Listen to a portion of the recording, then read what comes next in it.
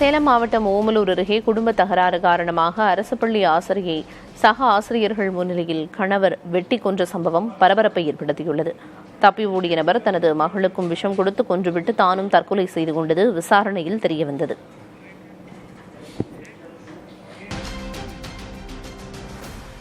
ராமநாதபுரம் மாவட்டம் மண்டபம் அருகே இருசக்கர வாகனங்கள் நேருக்கு நேர் மோதி விபத்துக்குள்ளானதில் 4 வயது சிறுமி உட்பட 3 பரிதாபமாக உயிரிழந்தனர். வேதாளை அருகே நிகழ்ந்த இந்த கோர விபத்தில் காயமடைந்த சிறுமியின் தாய் மருத்துவமனையில் தீவிர சிகிச்சை பெற்று வருகிறார். செங்கல்பட்டு மாவட்டம் அனுமந்தபுரம் ராணுவ பயிற்சி மைய மலைப்பகுதியில் ராக்கெட் லான்ச்சர் வெடித்ததில் கல்லூரி மாணவர் ஒருவர் உயிரிழந்தார். தனியார் கல்லூரி மாணவர்கள் சிலர் மலையேற்றத்துக்கு சென்றபோது அங்கு கிடந்த ராக்கெட் லான்ச்சரை எதிர்பாராத விதமாக மிதித்ததில் வெடித்து சிதறியது. இந்த விபத்தில் படுகாயமடைந்த 4 மாணவர்களுக்கு தீவிர சிகிச்சை அளிக்கப்பட்டு வருகின்றது. தூத்துக்குடி மாவட்டம் எட்டயபுரம் அருகே நேரிட்ட கோர விபத்தில் 2 பெண்கள் உட்பட 4 பேர் பரிதாபமாக உயிரிழந்தனர். சென்னை கொளத்தூர் பகுதியைச் சேர்ந்த பாஸ்கரன் என்பவர் திருச்செந்தூர் முருகன் கோவிலில் தரிசனம் செய்துவிட்டு குடும்பத்தோடு காரில் ஊர் திரும்பிய போது லாரி மீது மோதி விபத்து ஏற்பட்டுள்ளது. இதில் பழனி, பாஸ்கரன், மணிதா மற்றும் வசந்தி ஆகியோர் சம்பவ இடத்திலேயே உயிரிழந்தனர். படுகாயமடைந்த பாஸ்கரனின் 2 குழந்தைகள் தூத்துக்குடி அரசு மருத்துவமனையில் அனுமதிக்கப்பட்டுள்ளனர். விருதுநகர் மாவட்டம் சாத்தூர் அருகே பட்டாசு ஆலையில் ஏற்பட்ட வெடி விபத்தில் ஒருவர் உயிரிழந்தார். மடத்துப்பட்டில் 60க்கும் மேற்பட்ட தொழிலாளர்கள் பணியாற்றும் தொழிற்சாலையில் பட்டாசு வெடித்து சிதறி விபத்து ஏற்பட்டது. இடிபாடுகளுக்குள் சிக்கி ஒருவர் உயிரிழந்த நிலையில் படுகாயமடைந்த 3 சிவகாசி அரசு மருத்துவமனையில் அனுமதிக்கப்பட்டுள்ளனர். ஆலை உரிமம் புதுப்பிக்கப்படாமல் இயங்கியதாக கூறப்படும் நிலையில் விபத்து குறித்து வெம்பக்கோட்டை போலீசார் விசாரணை மேற்கொண்டு வருகின்றனர். சென்னை மாத்தூர் அருகே அரசு பள்ளி வளாகம் அருகே நிறுத்தி வைக்கப்பட்டிருந்த இருசக்கர வாகனங்களில் திடீரென்று தீ பற்றியதால் பரபரப்பு ஏற்பட்டது. இருசக்கர வாகனம் பழுதுபார்க்கும் கடை நடத்தி வரும் நபர் ஒருவர் தனது கடைக்கு பழுது நீக்க வந்த இருசக்கர வாகனங்களை அங்கிருந்த காலி இடத்தில் நிறுத்தி வைத்திருந்தார். 25க்கும் மேற்பட்ட வாகனங்கள் அங்கு நிறுத்தப்பட்டிருந்த நிலையில் இருசக்கர வாகனங்களில் திடீரென தீ பற்றியது. அருகிலிருந்து 2 ஆட்டோக்களிலும் தீ பரவிய நிலையில் நிகழ்விடத்திற்கு விரைந்த தீயணைப்பு படையினர் நீண்ட நேரம் போராடி தீயை கட்டுக்குள் கொண்டு வந்தனர். தென்காசி அருகே விசாரணை கைதி சிறையில் உயிரிழந்ததை கண்டித்து உறவினர்கள் மற்றும் பொதுமக்கள் சாலை மறியல் போராட்டத்தில் ஈடுபட்டனர்.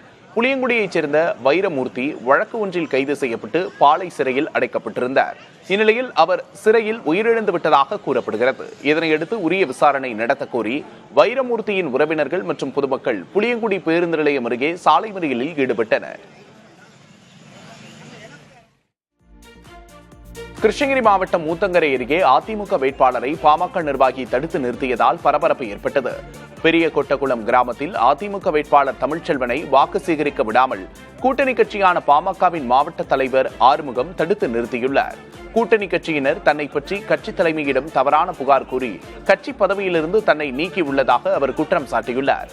அதற்கு காரணமானவர்கள் யார் என்று தெரியும் வரை இப்பகுதியில் யாரையும் வாக்கு சேகரிக்க விடமாட்டேன் என்று கூறி அவர் மறியலில் ஈடுபட்டார். பின்னர் தகவலறிந்து வந்த காவல்துறையினர் பேச்சுவார்த்தை நடத்தி பாதுகாப்பு பணியில் ஈடுபட்டனர்.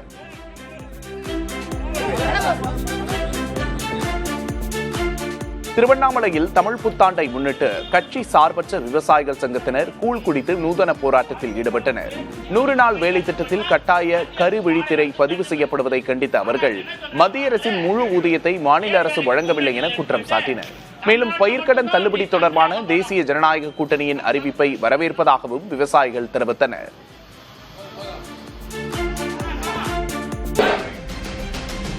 தமிழகத்தில் 61 நாட்கள் மீன்பிடி தடை காலம் இன்று நள்ளிரவு முதல் தொடங்குகிறது. நாகை மாவட்டம் வேதாரண்யம், மார்காட்டுத்துறை, கோடியக்கரை பகுதிகளில் உள்ள விசைப்படகுகளை மீனவர்கள் பாதுகாப்பாக நிறுத்தி வருகின்றனர். ஜூன் 14ஆம் தேதி வரை விசைப்படகுகள் கடலுக்கு செல்ல அரசு தடை விதித்துள்ள நிலையில் படகுகளை பழுதுபார்க்கும் பணிகளில் தற்போது மீனவர்கள் தீவிரம் காட்டி வருகின்றனர்.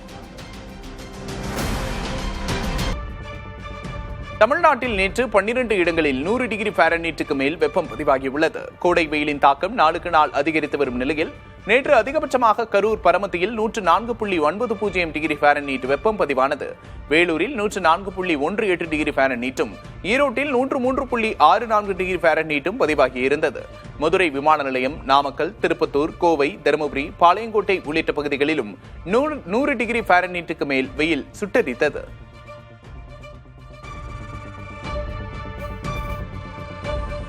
தென்மேற்கு பருவமழை இயல்பை விட குறைவாக இருக்கலாம் என்று இந்திய வானிலை ஆய்வு மையம் தெரிவித்துள்ளது. ஜூன் முதல் செப்டம்பர் வரையிலான காலகட்டத்தில் எல் நினோ உருவாக அதிக வாய்ப்பிருப்பதாக இந்திய வானிலை ஆய்வு மையம் கூறியுள்ளது. இதனால் நாடு முழுவதும் தென்மேற்கு பருவமழை 92 விழுக்காடாக இருக்கலாம் என்று தெரிவித்துள்ளது. இருப்பினும் வடகிழக்கு மற்றும் வடமேற்கு இந்தியாவிலும் தென்னிந்திய தீபகற்பத்தின் சில பகுதிகளிலும் இயல்பை விட அதிக மழை பொழியலாம் என்றும் கணித்துள்ளது.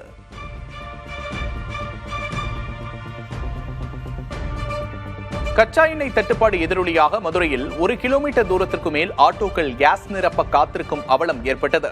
மதுரை அரசரடி பகுதியில் செயல்படும் ஒரே ஒரு நிலையத்தில் மட்டும் கேஸ் நிரப்ப நூற்றுக்கணக்கான ஆட்டோக்கள் நீண்ட வரிசையில் காத்திருந்தன. ஒரு ஆட்டோவுக்கு 300 ரூபாய்க்கு மட்டுமே எரிவாயு வழங்கப்படுவதால் ஆட்டோ ஓட்டுநர்கள் சிரமத்திற்கு உள்ளாகியுள்ளனர். தருமபுரி சட்டமன்ற தொகுதி பாமக வேட்பாளர் சௌமியா அன்புமணிக்கு ஆதரவாக அவரது மகள்கள் சங்கமித்ரா, சஞ்சுத்ரா அதியமான் கோட்டையில் தீவிர வாக்கு சேகரிப்பில் ஈடுபட்டனர். அங்கு நடைபெற்ற புகழ்பெற்ற தேர் திருவிழாவிற்கு வந்திருந்த ஆயிரக்கணக்கான பொதுமக்களை சந்தித்த அவர்கள் தங்கள் தாய்க்கு மாம்பழம் சின்னத்தில் வாக்களிக்குமாறு கேட்டுக்கொண்டனர். கைக்குழந்தையுடன் எளிமையாக சென்று மக்களிடம் அவர்கள் ஆதரவு திரட்டினர்.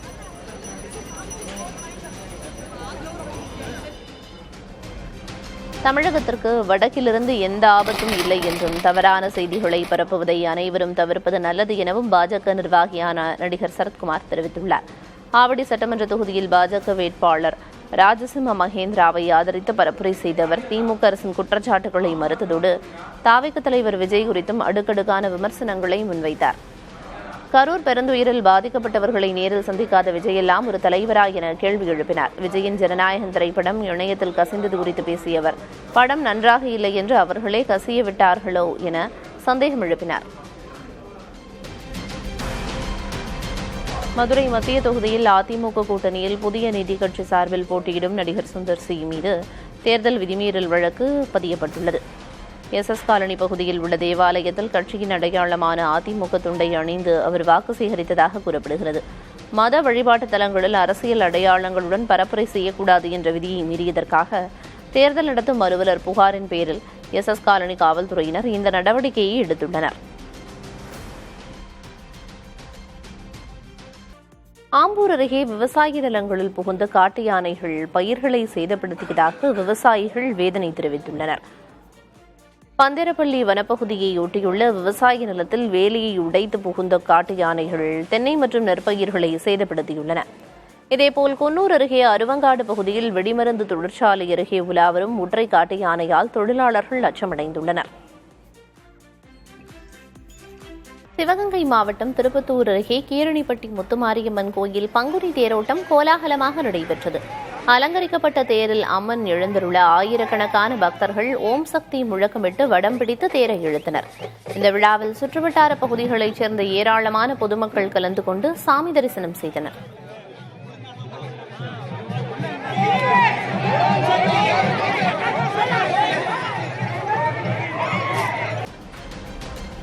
நூறு விழுக்காடு வாக்குப்பதிவை வலியுறுத்தி மீனவர்கள் பாம்பனில் விழிப்புணர்வு பதாகைகளை கட்டி கடலில் சென்றனர். மாநில ஊரக வாழ்வாதார இயக்க திட்ட இயக்குநர் தொடங்கி வைத்த இந்த விழிப்புணர்வு நிகழ்வில் 20க்கும் மேற்பட்ட நாட்டுப்படகுகளில் மீனவர்கள் அணிவகுத்து சென்றனர்.